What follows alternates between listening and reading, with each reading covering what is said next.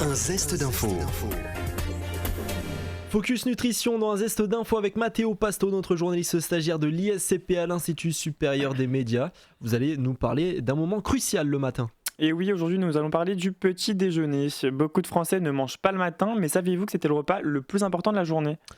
Moi, il me semblait bien effectivement qu'il faille bien manger le matin, un petit peu moins le midi plutôt que l'inverse, il me semble c'est ça. Oui, c'est exact, mieux vaut éviter de commencer la journée le ventre vide. Mais alors, comment composer un petit déjeuner équilibré ? On écoute tout de suite Marie-Laure Bougel, diététicienne, nutritionniste. Alors, on connaît tous un petit peu les bases d'un petit déjeuner équilibré. Donc, c'est une base céréalière.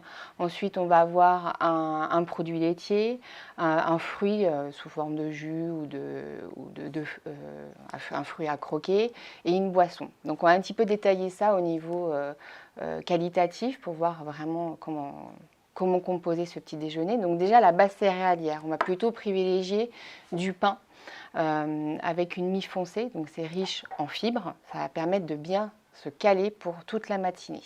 Donc type pain complet, pain de sec, pain de poilane, ce genre de choses. Dessus, on va contrôler, on va mettre une petite matière grasse, donc de bonne qualité, comme par exemple du beurre, pourquoi pas, qui est riche en vitamine A, ou des purées d'amandes, de noix, noisettes, sans sucre ajouté. Ensuite, on va accompagner d'un produit laitier pour l'apport en calcium, donc soit principalement un laitage ou un verre de lait, et un fruit. Donc moi, mon petit conseil, c'est vraiment de prendre un fruit à croquer, de saison, en privilégiant donc la saison. Pourquoi ? Parce qu'on a toutes les fibres. Donc les fibres, ça cale. Alors qu'un jus d'orange pressé, donc de cette taille-là à peu près, ça correspond entre 3 à 4 morceaux de sucre, même pressé maison. Pourquoi ? Parce que quand on presse une orange, on n'a plus de fibres et il reste l'eau et le sucre du fruit. Donc on est sur quelque chose de très énergétique au début et puis 2 heures après, on peut avoir un petit coup de pompe et du coup faire un petit peu de grignotage, avoir envie de grignoter.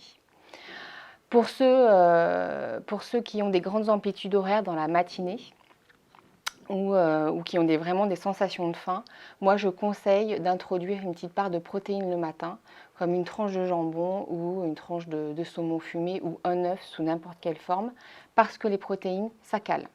Donc ça évite les petits grignotages de milieu de matinée. C'était Marie-Laure Bougel, nutritionniste. Merci Matteo Pasto, vous pourrez retrouver cette chronique en audio et vidéo sur notre site internet et notre application Radio Sensation.